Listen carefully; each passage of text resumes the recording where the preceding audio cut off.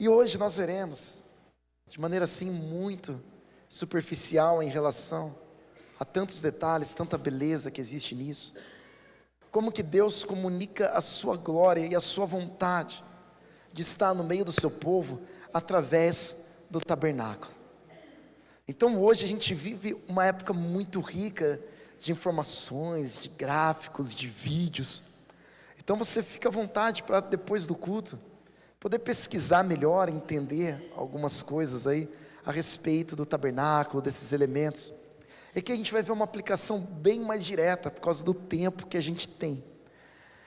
A palavra de Deus diz assim em Êxodo capítulo 6, aí, verso 7: e eu vos tomarei por meu povo e serei vosso Deus. O que acontece é que Deus decide fazer uma aliança e se relacionar com o povo de Israel. Já existe uma relação com Enoque, com Abraão, com Enos, com Abel, com Sete, mas aqui tudo começa a ficar bastante claro. Deus começa a realmente se mostrar para o povo e revelar quem Ele é, e Ele faz essa escolha: olha, eu vou me manifestar a vocês, eu ouvi a tua súplica, eu ouvi a tua dor, eu tenho uma aliança com Abraão, e a partir de agora, vocês serão o meu povo, a minha propriedade particular, e eu serei o seu Deus. E aqui a gente começa a entender uma imagem preciosa, que ela vai se estendendo por toda a Escritura, do noivo e da noiva. Existe aqui já um casamento de Deus com Israel. Existe essa figura, Deus dizendo: olha, eu te quero, eu quero você para mim, eu estarei no seu meio, você será minha propriedade, eu serei seu, e nós teremos uma aliança. E aí, no decorrer da história, nós vemos lá no capítulo 20, os 10 mandamentos, que são as obrigações, que é o contrato desse casamento, dessa aliança, que se dá de um Deus, que decide se fazer presente, que decide se manifestar, que decide incendiar uma sarça, para chamar a atenção de Moisés, e a partir disso nós vamos experimentando toda essa revelação do nosso grande Deus. O Senhor disse a Moisés: diga ao povo de Israel, que me traga suas ofertas, aceite as contribuições de todos, cujo coração os dispuser a doar, instrua os israelitas a construírem para mim um santuário, para que eu viva no meio deles. Todo o objetivo aqui do tabernáculo, do santuário, é para que Deus esteja no meio do seu povo. E nós, povo de Deus, existe alguma coisa que nós desejamos mais do que a presença de Deus no nosso meio? Mais que o ouro, que os prazeres, do que a fama, nós queremos a sua presença, Deus. E nós não sairemos daqui decepcionados. Um Deus que faz aliança com o seu povo, um Deus que decide voluntariamente se manifestar e dar todas as instruções, é um Deus que quer, que deseja que nós conheçamos a sua presença, a sua face. Deus quer. Você quer? Você está pronto? Você quer dar um passo além desse conhecimento de Deus? Você quer sentir essa glória, essa presença? Você quer ter experiências nele que você nunca teve antes? E aqui dá para a gente tirar tanta lição pentecostal. Você quer ver o monte fumegar? Quer ver os trovões? Você quer ver o fogo e toda a glória de Deus manifesta? Eu quero, e não apenas quero, como eu creio, que eu já estou vendo e vou ver cada vez mais a glória e a presença de Deus se manifestar nesse lugar. Aleluia! Glorificado seja o nome do Senhor.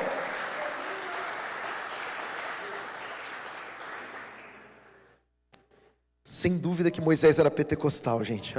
Amém. Santidade. O tabernáculo, a primeira coisa que ele comunica entre tantas riquezas é santidade.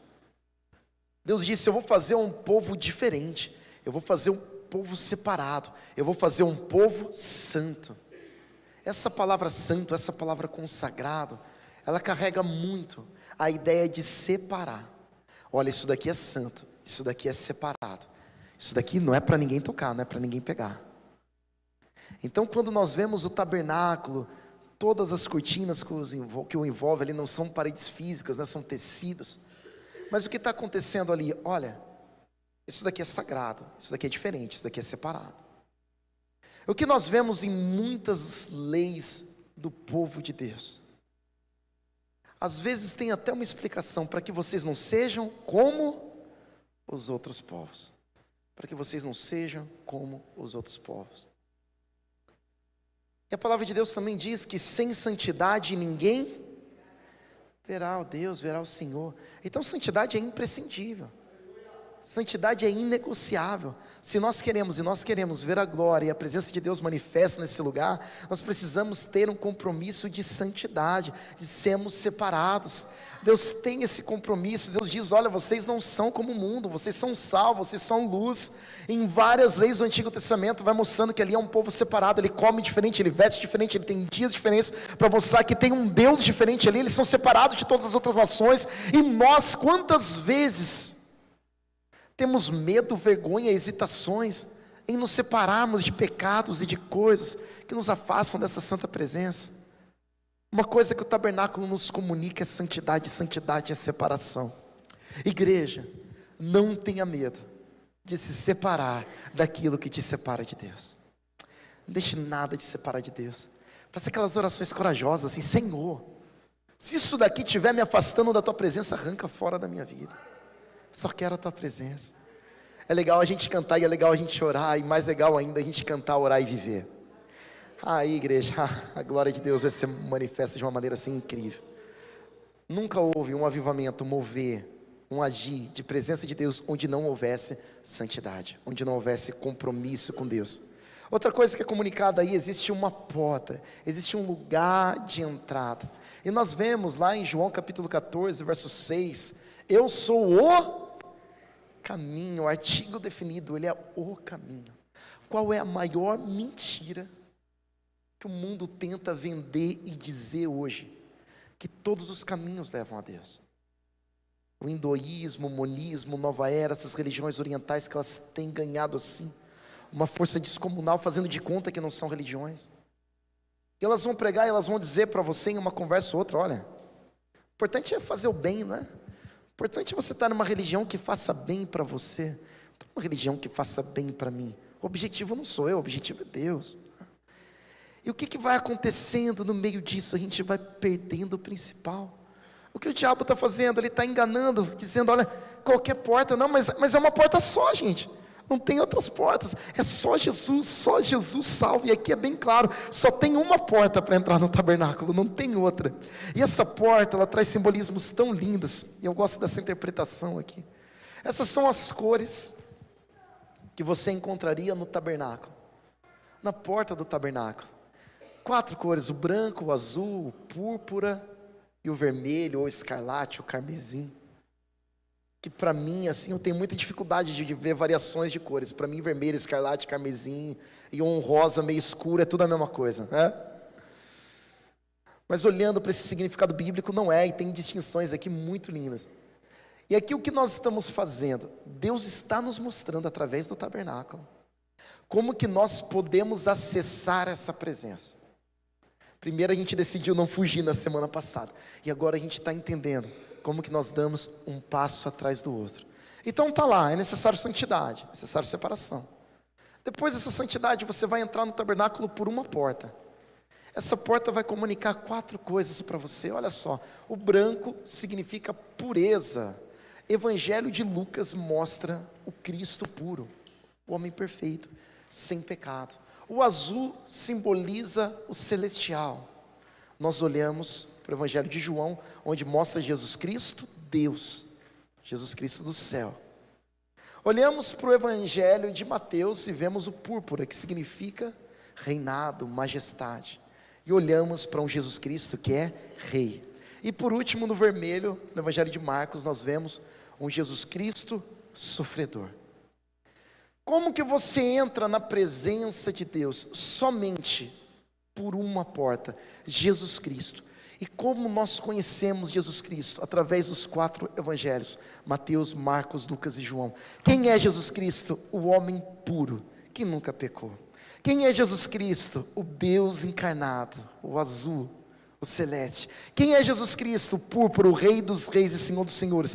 Quem é Jesus Cristo? O vermelho, aquele que sangrou, que sofreu por nossos pecados. Então você passa pelo Cristo Santo, o Cristo Deus, o Cristo Rei, o Cristo sofredor, passa pelos 4 evangelhos, por essas 4 cores, e você entra no tabernáculo. E no tabernáculo, o primeiro elemento que você vai ter ali é o altar de holocausto, de sacrifício. Você conhece Jesus, você viu Jesus, você entendeu que Ele é Rei, que Ele é Deus, que Ele é o servo sofredor, que Ele é puro, que Ele é santo. Mas a primeira coisa que precisa acontecer para a gente entrar nessa presença é o sacrifício. Eu vou fazer uma perguntinha aqui que talvez a maioria não tenha visto. Quem já viu um sacrifício, um abatedouro de um animal? Quem já viu? Pouquíssimas pessoas, até tem mais do que eu imaginava. Gente, é uma cena agradável de ver? Então, quando se chegava no tabernáculo, quando as pessoas estavam chegando lá, havia muito sangue derramado, muito sacrifício, animais degolados. O sangue demonstra o pecado. Nós conseguimos ser santos sozinhos? Nós não conseguimos. É preciso o holocausto, precisa a oferta completamente queimada. Esse que era o holocausto. E a oferta completamente queimada, que nos permite continuar avançando em direção à presença santa de Deus, é o sacrifício de Cristo. Olha lá, Hebreus 10, 12. Nosso sumo sacerdote, porém, ofereceu a si mesmo, como único sacrifício pelos pecados. Você passou pelos evangelhos, você viu que é um lugar santo, e agora você está entrando nessa presença. Você está vendo o sacrifício. Sem o sacrifício de Cristo, sem Ele ter pago o preço pelos nossos pecados, a gente não avança. Mas nós aceitamos Cristo, Cristo pagou o preço pelos nossos pecados, e a gente vai continuar caminhando pelo tabernáculo, amém, igreja? Glória a Deus. Vamos aí para o próximo passo. Uma pia de bronze. Meu Deus, mas já não estava tudo resolvido com Cristo? Cristo já morreu ali, já queimou. Creio que não existe nada na natureza que purifique tanto como fogo. Depois do fogo vem a água. E a água aí tem 2 simbolismos preciosos para a gente. Olha só, Tito, Ele nos lavou para remover nossos pecados, nos fez nascer de novo e nos deu nova vida por meio do Espírito Santo. Generosamente derramou o Espírito Santo por meio de Jesus Cristo. Entrou no lugar do holocausto, viu o sacrifício, o sangue sendo derramado, o sofrimento de Cristo sofrendo ali em nosso lugar, e agora você acompanha todo esse caminhar, chega diante da pia de bronze, e ali tem a água que te lava o Espírito Santo de Deus, e a água que te lava a palavra de Deus. Então você já viu Cristo, você recebeu o sacrifício de Cristo, e agora você está sendo lavado. Esse daqui é um processo constante, igreja. Quanto tempo você recebeu Jesus? 10, 20, 30? 50 anos? Eu ia falar 60 anos, mas a pastora Regina e a Marli não estão, então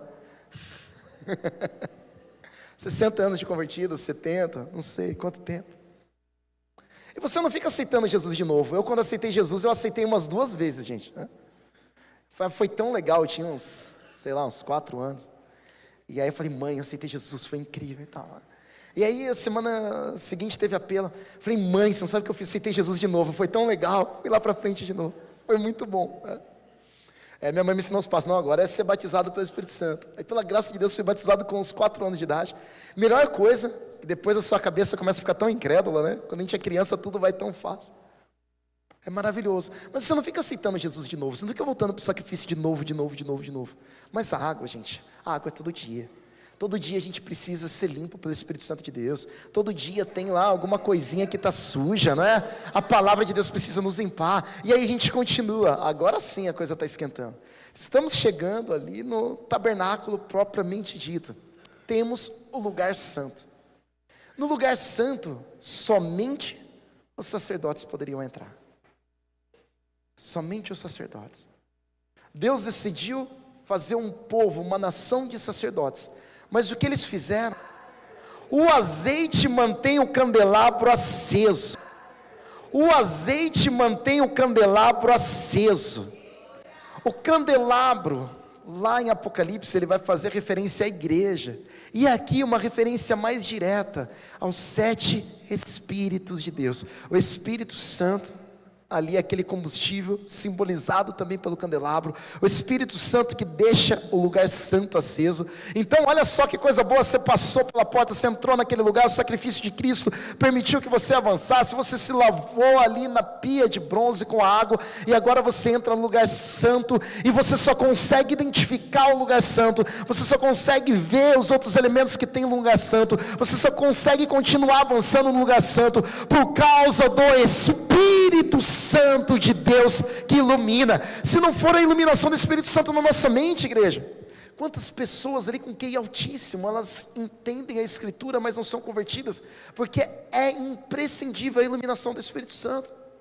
Se o Espírito Santo não iluminar, quem convence do pecado, do juízo? Espírito Santo. Quem nos leva até Jesus? O Espírito Santo. Quem conduz a igreja? O Espírito Santo. E o candelabro é esse símbolo. Então, se nós queremos a presença, igreja, nós precisamos urgentemente do Espírito Santo.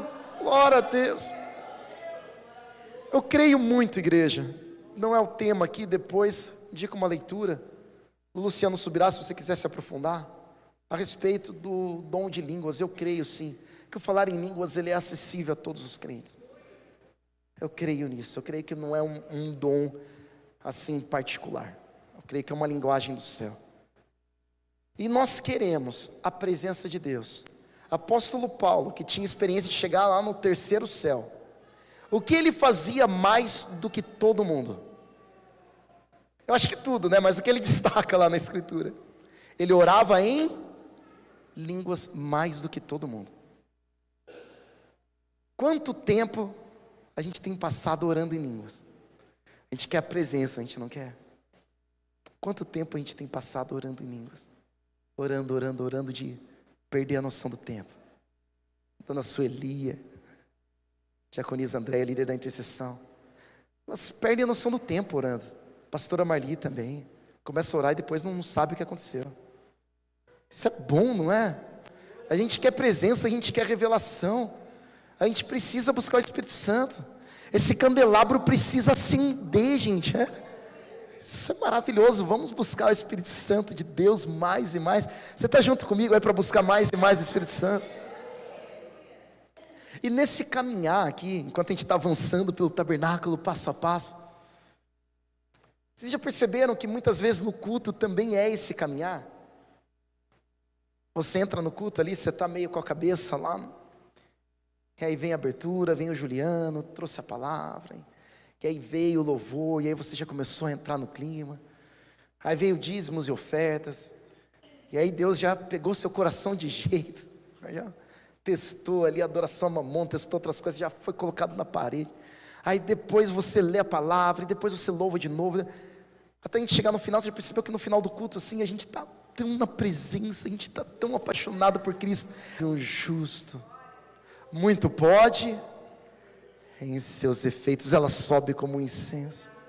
Quantos pedidos de oração a gente tem, quantas necessidades a gente tem, vamos levá-las a Deus, crendo nessa intervenção do Todo-Poderoso.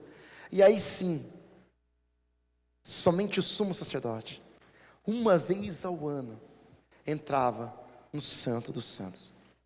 Aqui a gente está no ápice da manifestação da presença de Deus. Não existe nada que se compare à manifestação da glória de Deus nesse lugar. E tem duas coisas incríveis aqui. Isso que acontece quando o avivamento vem. O avivamento, que é um mover poderoso do Espírito Santo, ele vai trazer glória, ele vai trazer milagre, trazer bênção, vai trazer o extraordinário. E glória a Deus, a gente quer muito isso. Mas sabe o que o avivamento também faz? Ele libera e ele ministra juízo. A presença de Deus é séria. Entrar aqui em pecado era questão de morte. Lembra o que aconteceu com Uzá, quando ele toca na arca? Ele é fulminado na hora. Então existe algo precioso na presença de Deus. Você já parou para pensar que a presença de Deus, assim, ela pode ser perigosa? Qual é, na história da igreja, tem outros pontos, tá? Mas vamos usar só o cânon aqui. Na história da igreja primitiva, só a Bíblia. Um ponto que nós enxergamos a igreja assim no ápice. Qual igreja nós enxergamos assim que ela está arrebentando a boca do balão?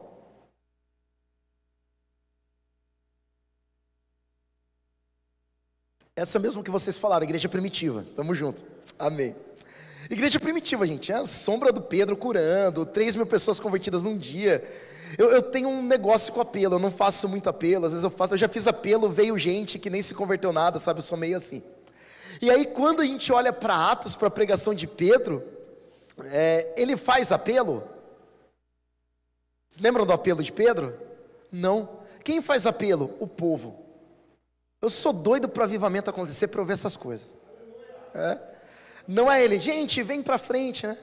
E ainda não vem às vezes, né? Eu vi a pastora Simone, a pastora Olivia aqui, vem, eu não vi quem veio, tá? Tô falando. Mas aí você tem que, vem, pelo amor de Deus, vem, para presente de Deus. Ah, sei lá, eu vou, vai, né? Meio assim, né? Aí quando a gente olha o avivamento, o que acontece? O povo, Pedro, o que eu faço? O povo faz apelo para o pregador. Não é o pregador que faz apelo para o povo. Não tem nada a ver com o assunto, vamos continuar a história. Estou falando sobre liberação da glória, do poder, da presença de Deus. Eu creio que não houve uma época como aquela. Um casal decidiu pecar, decidiu fazer ali um pecadinho. Vamos esconder, vamos mentir para Pedro. O que acontece com Ananias e Safira na hora que eles decidem mentir para o pastor deles, para Pedro? O que acontece com eles? Eles morrem. Então a presença de Deus é algo muito sério. Muitas vezes, o que atrasa uma manifestação assim absurda da presença de Deus é a própria misericórdia dele. O fato da gente não estar pronto para tanta revelação, para tanta coisa. Por isso a gente precisa de santidade, gente. Estamos doidos para ver coisas incríveis. Eu não vou ser arrebatado antes de ver umas coisas muito doidas acontecer. Quem anda comigo já sabe o tipo de milagre que eu quero ver. Eu quero ver ali, eu tenho minha listinha. Eu falo, Deus, eu quero ver isso. Com o meu olho. Que os antigos diziam que a terra há de comer. Nem vai comer, porque Jesus já está voltando. A terra nem vai comer meu olho. Eu não subia. Eu já passei pelo pior, já não morri nos 2 anos que passaram. Agora eu não morro mais. Agora eu vou ser arrebatado. Firme. Ninguém quer ser arrebatado comigo? Vocês querem? Glória a Deus. Vamos ser arrebatados, gente. Não vamos morrer não, né? Morrer é triste, né? Ser arrebatado. E aí, o que nós vemos isso? Que nós precisamos de santidade para a manifestação da presença de Deus. Vamos buscar essa santidade. A arca, primeiro nós temos o símbolo da aliança. Qual é o símbolo da aliança? Os 10 mandamentos. É o contrato de casamento. Olha, você não terá outros deuses além de mim. Você vai carregar o meu nome. Aqui o sentido não é falar Deus errado, é o sentido de carregar. Você vai carregar o meu nome. Não carregue o meu nome em vão. Onde você chega, o nome de Deus chega. O nome de Cristo chega. Era esse o significado. Então as tábuas da aliança representam que Deus tem uma aliança com a gente. Na hora que a gente chega dentro da presença de Deus, no Santo dos Santos, no lugar onde a glória se manifesta, é um lugar de aliança. Olha o que diz a palavra. Semelhantemente, depois de Cear, tomou o cálice, dizendo, deixa o cálice da nova aliança. Nós temos uma aliança com Ele. E olha só, igreja, o que diz João 6, 31 a 35. Nossos pais comeram o maná no deserto, como está escrito. Deu-lhes a comer o pão do céu. Disse-lhes, pois, Jesus, na verdade vos digo, Moisés não vos deu o pão do céu, mas meu Pai vos dá o verdadeiro pão do céu. Dentro da arca você tinha as tábuas da aliança e o maná.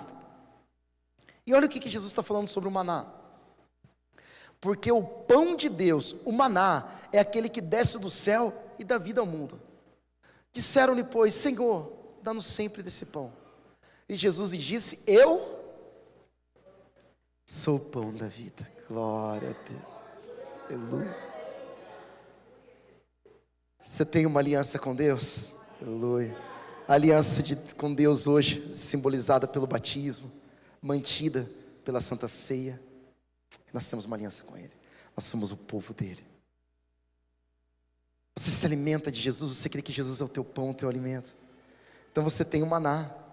E olha só, o último elemento aqui do Santo dos Santos, a vara de Arão. Eu sou a videira verdadeira, vós as varas. Quem está em mim e eu nele, esse dá muito fruto, porque sem mim nada podeis fazer. A vara de Arão floresceu, porque ele dava muito fruto, em nome de Jesus. É isso que a presença de Deus vai fazer conosco, que já está fazendo conosco, em nome de Jesus. Glória a Deus. Você, marido, aí você pode abraçar a tua esposa, aleluia, se estiver pertinho dela. Fala, você vai dar muito fruto em nome de Jesus. Glória a Deus. O pastor vai fazer muita apresentação de bebê em nome de Jesus. Essa sala infantil vai dar muito trabalho em nome de Jesus. Aleluia. Nós vamos gerar muitas vidas em Cristo e discípulos em nome de Jesus. Aleluia. Deus está trazendo, igreja, que a terra está sendo preparada, algo grande Ele está prestes a fazer. Essa mensagem aqui, ela não faz parte de um planejamento vazio, ela faz parte de um direcionamento direto do Espírito Santo. A vara de Arão floresceu porque havia uma autoridade de Deus imbuída nele. E quando a igreja de Cristo é uma igreja verdadeira, tem muitas igrejas de Cristo verdadeiras que seguem o Evangelho, e nós somos também uma igreja verdadeira. Aqueles que são autoridade nesse lugar, eles são como a vara de Arão. Pode haver rebeliões, pode haver tentativas e tirar a legitimidade dessa autoridade, mas há uma autoridade espiritual aqui, e o que Deus está comunicando através dessa autoridade espiritual, através da minha vida, que sou líder dessa igreja, que tem sido confirmado por todo o conselho, que é chegado um tempo precioso para nós como igreja. Se prepare, igreja, porque aquilo que nós veremos da presença de Deus vai ser absurdamente extraordinário. Guarda esse dia, guarda essa gravação lá no YouTube. A gente vai testemunhar aquilo que só começou a ser feito e construído em nome de Jesus. Nós viveremos mais e mais dessa ação poderosa de Deus. Aleluia, glória a Deus, amém, Senhor.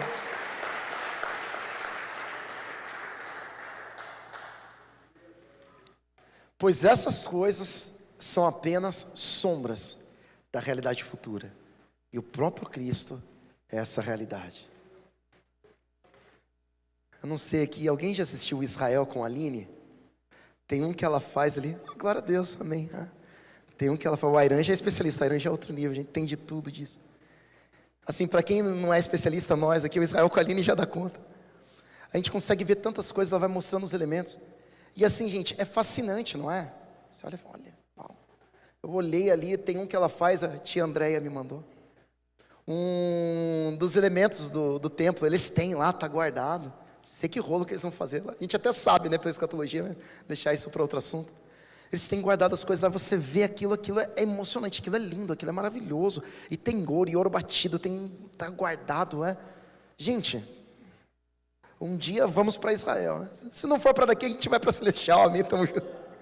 Gente, é incrível, é maravilhoso, é lindo, né? É lindo, é lindo. E aí quando Paulo conhecia isso daqui 1 trilhão de trilhões de vezes melhor do que a Aline e nós todos juntos. Ele estudou aos pés de Gamaliel, ele era um dos maiores especialistas. Se Paulo chega e fala que isso é sombra diante de Cristo, gente, quão gigante, maravilhoso, incrível, impressionante, espetacular o nosso Cristo é. Eu não estou falando para você olhar para a velha aliança com demérito, pelo amor de Deus, é a escritura.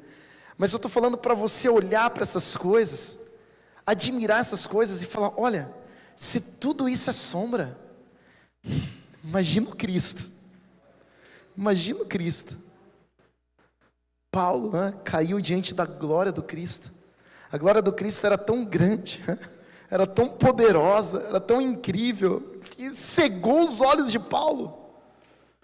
Cristo é tão maravilhoso, que os apóstolos, ao conhecerem e amarem, viverem com Ele, não se importaram de morrer por Ele, de tão incrível que Ele é.